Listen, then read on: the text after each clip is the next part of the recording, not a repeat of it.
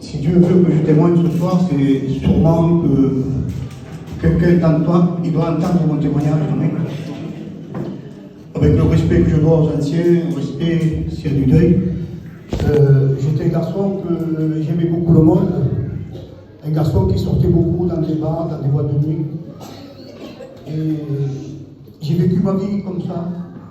Il est venu un temps que, je vais couper court pour que ça se mette trop long, il est venu un temps que je sortais beaucoup et avec le respect que je dois, je buvais beaucoup de l'alcool et il fallait quelque chose il fallait de la cocaïne en fait. Il fallait que je tape de la cocaïne pour que j'arrive à résister à l'alcool. Et vous savez, chez moi, nous sommes 5 frères et tous les 5 frères, nous étions que 2 qui ne touchaient pas à cette drogue-là. Moi, j'ai vu mon frère que je ne savais pas, moi et mon père, à 3h du matin, il voulait se jeter du 3e par le manque. Donc, des fois, on restait 2 jours, 3 jours sans dormir. Mon père mettait des planches dans les fenêtres, il fermait tout à chaque fois parce que de peur que mon frère se jette du 3e étage. Et sous les 5 frères, il y en a eu 3 qui étaient comme ça. Et donc, moi, je me suis dit, jamais je ne toucherai cette drogue-là. Jamais je toucherai cette drogue-là. Et je m'avais juré en réalité. Mais il est venu un moment où j'étais dans une boîte de nuit et un copain à moi m'avait dit, Néné, tu vois, tu es assis, tu ne peux plus t'amuser, tu ne veux pas taper sur l'oreille de cocaïne et tu verras que ça va aller mieux. Et en réalité, je ne voulais pas, mais une force qui avait derrière moi qui me disait, vas-y, tape-le, tape sur l'oreille de cocaïne et tu vas voir que ça va aller mieux. Et en réalité, je ne voulais pas, mais alors quelle force qu'il y avait derrière moi qui m'a poussé à taper cela. Alors il est venu qu'il a fallu que je tape ce petit rail de cocaïne et en réalité, sous le coup, je vous le dis de la part de Dieu, je ne voulais pas, mais j'étais obligé de taper ça parce que tout le monde s'amusait et celui qui ne s'amusait pas, c'était moi. Donc j'ai tapé ce rail de cocaïne et 5-10 minutes après, je me suis levé, j'ai repris une bouteille à boire et on a duré jusqu'à la demain matin. Et ça, je croyais taper ce petit rail de cocaïne-là et après, puis taper cela.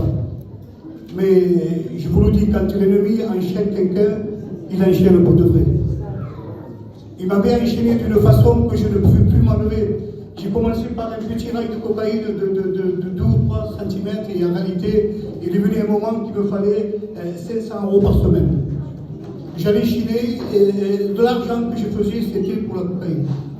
Et il est venu un moment, je ne voulais plus de ma compagne, je ne voulais plus de mes enfants, je ne voulais plus rester chez moi.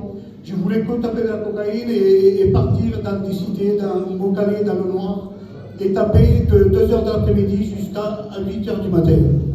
Et ça a duré presque 8 années. 8 années dans cette drogue-là. Et je vous le promets, je voulais m'enlever, mais je ne pouvais pas. Alors il a fallu qu'un jour, j'aille chez mon père qui était là.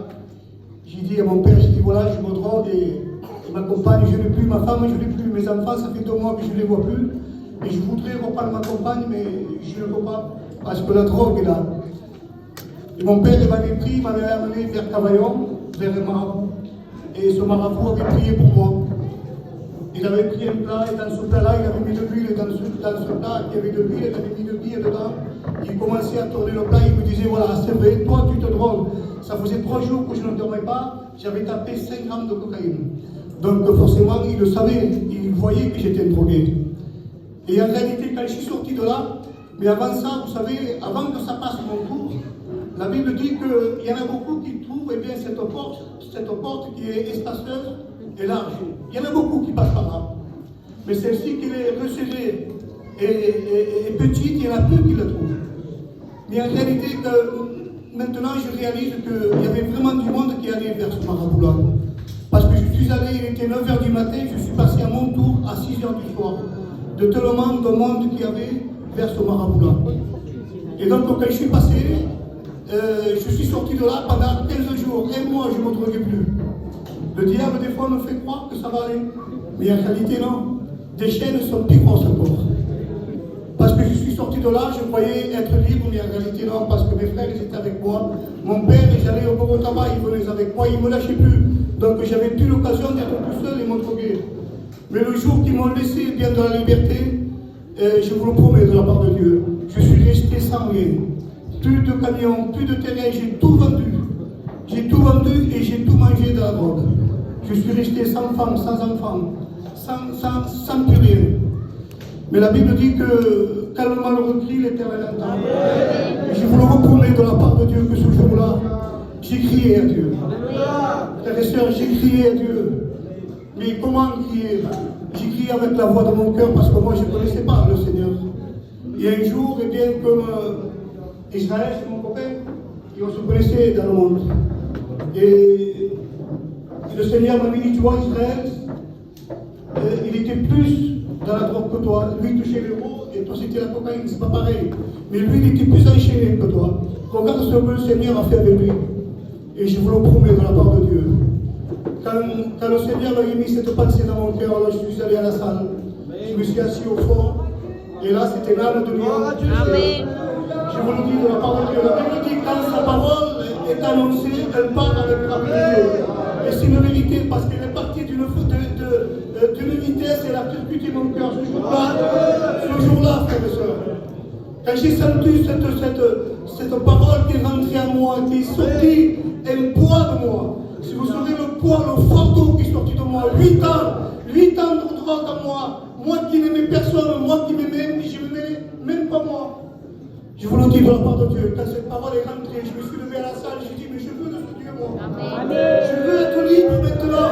Et en réalité, dès que je me suis levé, j'ai commencé à lever les mains au ciel. Et j'ai dit, Seigneur, je veux aimer. Seigneur, je veux reprendre ce que le diable m'a enlevé. Je vous le dis de la part de Dieu. Et ça m'a fait attendre. Amen. À l'instant même, j'étais allé mardi, jeudi, vendredi et dimanche matin, j'étais un chrétien. Amen. Ça va faire 15 ans de ça fait 15 ans que je n'ai plus besoin de taper dans la cocaïne tous les jours. Parce qu'en fait, je prenais 40 euros, j'allais chiner, je faisais 200 euros, je gardais 120 euros pour moi, je donnais 60 euros pour elle. Maintenant, je suis un homme libre, alléluia. Amen. Il n'y a plus besoin de me droguer tous les jours. Non, il n'y a plus besoin. Pourquoi j'ai laissé rentrer Jésus dans mon cœur?